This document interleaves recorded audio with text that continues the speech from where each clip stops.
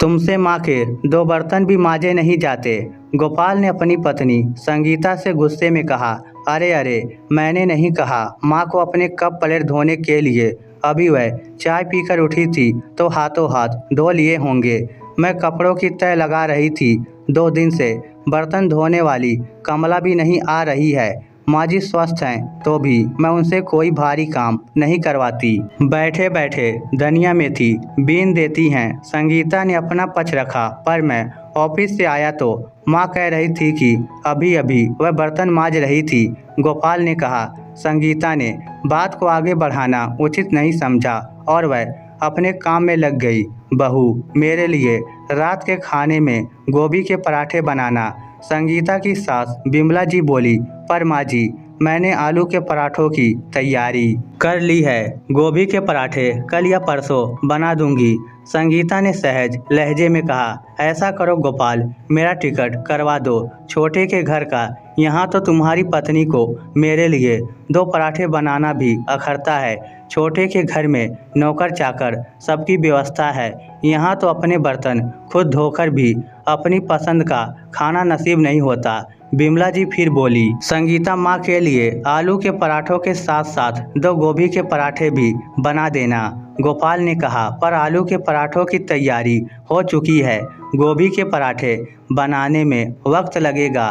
कल पिंकी का एग्ज़ाम है, मुझे उसकी भी तैयारी करवानी है। अभी पराठों के साथ के लिए चटनी बनानी भी बाकी है। मुझे बच्चों के स्कूल टिफिन की तैयारी भी रात को ही करनी होती है। रात के बर्तन भी धोने होंगे। मैंने कहा ना, मैं कल गोभी के पराठे बना दूंगी। संगीता ने सफाई देते हुए कहा। मैंने कहा अभी के अभी माँ के लिए उनकी पसंद का खाना बनाओ। गोपाल गुस्से से चिल्लाया। ना चाहते हुए भी संगीता ने गोभी के पराठे बनाए।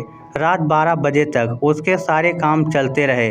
गोपाल परिवार का बड़ा बेटा था। उसके परिवार में माँ बिमला जी, पत्नी संगीता, 2 बच्चे, एक बेटा और एक बेटी। उसके छोटे भाई राजेश का परिवार बड़े शहर मुंबई में रहता है। राजेश एक मल्टीनेशनल कंपनी में बड़े पैकेज के साथ ऊंची पोस्ट पर है। उसके परिवार में उसकी पत्नी आरोही, एक बेटा है।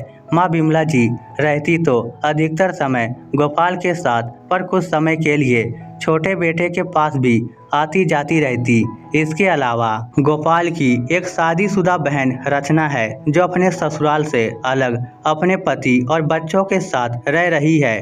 गोपाल के माता पिता गांव में रहते थे। दोनों बेटे नौकरी के चलते अलग अलग शहर में रहते थे। पिता के देहांत के बाद गोपाल माँ को अपने साथ ले आया। बुलाने पर उसकी माँ अपने छोटे बेटे राजेश के पास भी जाया करती। जहां गोपाल 35,000 रुपये महीना कमाता था, वहीं उसका छोटा भाई राजेश 1.5 लाख रुपए वेतन पाता था। उसकी पत्नी को हर सुविधा उपलब्ध थी। राजेश का सोचना था कि जब वह अच्छा कमाता है तो उसकी पत्नी को भी हर सुविधा मिले, इसमें क्या हर्ज है। राजेश की पत्नी आरोही अपनी सास और ननद के व्यवहार से परिचित थी, इसलिए उससे जितना होता वो उतना ही करती। सास ननद की गैर जरूरी डिमांड को इग्नोर करती। उसका पति उसके साथ था, इसलिए सास की सारी फरमाइशें मनमर्जी वहाँ नहीं चलती। राजेश के घर उसकी माँ बिमला जी को कायदे से रहना होता। आरोही भी सास ननद को उचित सम्मान देती, उनके खाने पीने रहने की अच्छी व्यवस्था करती, पर एक लिमिट में रहकर वह अपना और अपने बच्चों की सुविधा का भी पूरा ध्यान रखती। जैसे बच्चों की एग्जाम के समय सास को टीवी का वॉल्यूम कम रखने को कहती। काम वाली के न आने पर 2 की जगह 1 सब्जी ही बनाती। सास से भी मदद लेती, जैसे मटर छील दो, कपड़े की तह लगा दो। आरोही के बाहर जाने पर शाम की चाय सासू माँ को खुद बनाकर पीनी होती। जहाँ जरूरी होता वहीं सासू माँ को साथ ले जाया जाता। पति पत्नी अकेले भी कभी कभी बाहर जाते।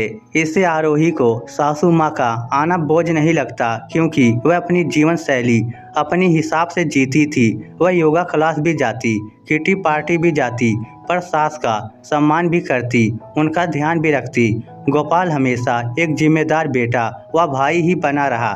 अपनी पत्नी और बच्चों के आगे अपने माता पिता भाई बहन की खुशियों इच्छाओं को रखता, चाहे वह इच्छाएं गलत व गैर जरूरी क्यों न हो। गोपाल की पत्नी संगीता के ऊपर बहुत से नियम कानून का बोझ था। संगीता का पूरा दिन घर गृहस्थी व सास की ढेरों फरमाइशें पूरी करने में ही बीतती।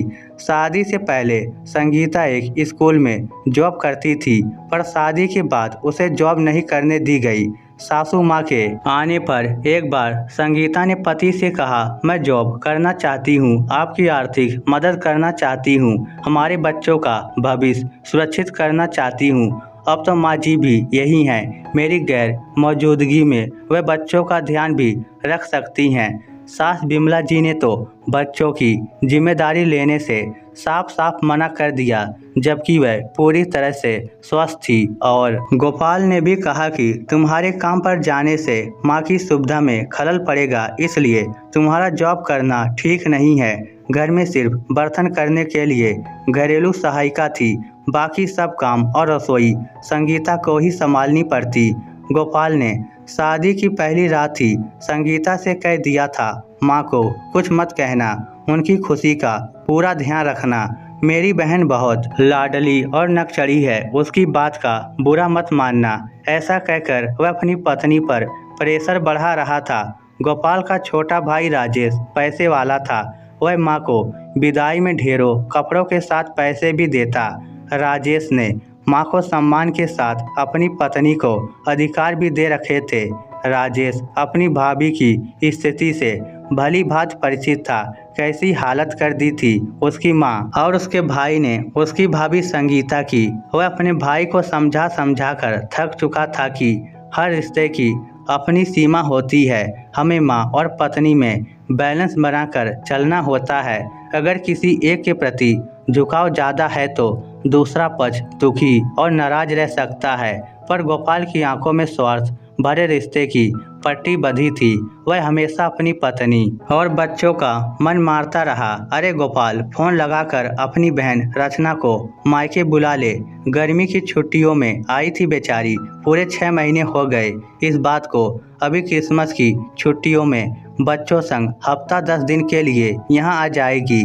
बिमला जी बोली, पर माँ, ठंड की छुट्टियों में तो मैं मायके जाना चाह रही थी, इस बार गर्मी की छुट्टियों में भी मैं वहाँ नहीं जा पाई थी। पहले महीने भर के लिए दीदी आई थी, फिर आपकी तबीयत खराब हो गई थी तो मायके जाना तो मेरा रह गया था, इसलिए हफ्ते भर के लिए मैं बच्चों को लेकर मायके जाना चाहती हूँ। संगीता ने आत्मविश्वास के साथ कहा, अब मेरी बेटी का आना जाना भी गिनने लगी हो तुम बहू, तुम्हें जहाँ जाना हो जाओ, पर मेरी बेटी को तो मैं मायके जरूर बुलाऊंगी। बिमला जी बोली। माँ का इतना बोलना था कि गोपाल ने संगीता का मायके जाना ही कैंसिल कर दिया और अपनी माँ की खुशी के लिए उसने अपनी बहन को मायके बुला लिया। ननद के आने से संगीता के लिए स्थिति और ज़्यादा खराब हो गई। माँ बेटी मिलकर बहू को परेशान करने का एक भी मौका नहीं छोड़ती, क्योंकि जब पति ही परेशानी ना समझे तो बाकी सबकी हिम्मत और बढ़ जाती है। गोपाल नहीं समझता था कि पत्नी भी जीवन का जरूरी हिस्सा है, जिंदगी भर का रिश्ता है, उसे पति के सहारे और वक्त की ज़रूरत होती है। भाभी, आज पनीर चिल्ली, चाउमीन और मंचूरियन बनाना। ननद रचना ने संगीता से फरमाइश की। ठीक है, लेकिन पनीर और कॉर्नफ्लोर बाजार से लाना होगा, क्या आप स्कूटी से पास की दुकान से ले आएंगी प्लीज? तब तक मैं सब सब्जियां चॉप करती हूँ। संगीता बोली। बहू, कितनी कामचोर होती जा रही हो तुम, अपनी ननद से सामान लाने को कह रही हो, फटाफट सारा सामान तुम ही लेकर आओ। बिमला जी कुछ जोर से बोली। संगीता के सिर पर बहुत काम था, ऊपर से सास ननद का ऐसा रवैया। वह जानती थी कि उसके जरा सा कुछ बोलने पर भी घर में कलेश हो जाता, इसलिए संगीता ने खुद ही स्कूटी की चाबी ली और सामान लेने निकल गई। मन में चलती उथल पुथल और ध्यान भंग होने से उसका एक्सीडेंट हो जाता है। उसने जैसे तैसे अपने पति को फोन किया। गोपाल उसे अस्पताल लेकर गया, जहां उसके दाहिने पैर में मेजर फ्रैक्चर बताया गया। जिसे ठीक होने में कम से कम 2 महीने लग ही जाएंगे। संगीता हॉस्पिटल में थी, पर उसकी असली परीक्षा तो घर आने पर शुरू होनी थी। एक्सीडेंट वाले दिन ही गोपाल की बहन रचना उससे कहती है, भैया मैं अपने ससुराल जा रही हूँ, वहाँ मेरी सास की तबीयत भी ठीक नहीं है। पर तुम तो 10 दिनों के लिए यहाँ आई थी, अभी तो 3-4 दिन ही हुए हैं तुम्हें यहाँ आए हुए। वैसे भी तुम तो अपनी सास से अलग रहती हो, तुम्हारी देवरानी ही संभालती है तुम्हारी सास को। तुम्हारी भाभी के पाँव में फ्रैक्चर आया है, ऐसे समय में हफ्ता भर तो रुक जाओ, यहाँ रसोई और बच्चों को संभाल लो, तब तक मैं किसी खाना बनाने वाली की व्यवस्था करता हूँ। पर रचना ने अपने भाई की एक ना मानी और काम से बचने के लिए मुश्किल घड़ी में भाई को छोड़ अपने ससुराल चली गई। बेटा मेरा भी टिकट बनवा दे, मैं भी छोटे के घर चली जाती हूँ, कब से बुला रही है मुझे छोटी बहू। अब यहाँ बड़ी बहू तो मेरी सेवा करने से रही और मुझसे ना होगी बहू की चाकरी। बिमला जी बोली, पर माँ मैं 1-2 दिन में खाना बनाने वाली का इंतजाम कर लूँगा, बस आप बच्चों को संभाल लेना। घरेलू सहायिका पर भी तो ध्यान देना होगा, काम सही से हो रहा है या नहीं, खाने में क्या बनेगा, रसोई में सामान कहाँ रखा है, आप रुक जाती तो सही रहता। गोपाल बोला, तू टिकट बनवा रहा है या मैं छोटे को ही फ़ोन करके बुला लूँ मुझे ले जाने के लिए, बिमला जी ने जोर देते हुए कहा। थोड़ी देर बाद गोपाल के फ़ोन पर उसके छोटे भाई का फ़ोन आता है। भैया भाभी की ऐसी हालत में भी माँ कह रही हैं कि मुझे यहाँ से ले जाओ। बहन तो पहले ही जिम्मेदारियों से बचने के लिए अपने ससुराल लौट गई। जिस भाभी ने पिछले 10 सालों से पूरे परिवार को संभाला है, आज सब मिलकर उन्हें नहीं संभाल पा रहे हैं। हमारी माँ इतनी भी लाचार नहीं है कि बच्चों की देखभाल न कर सके।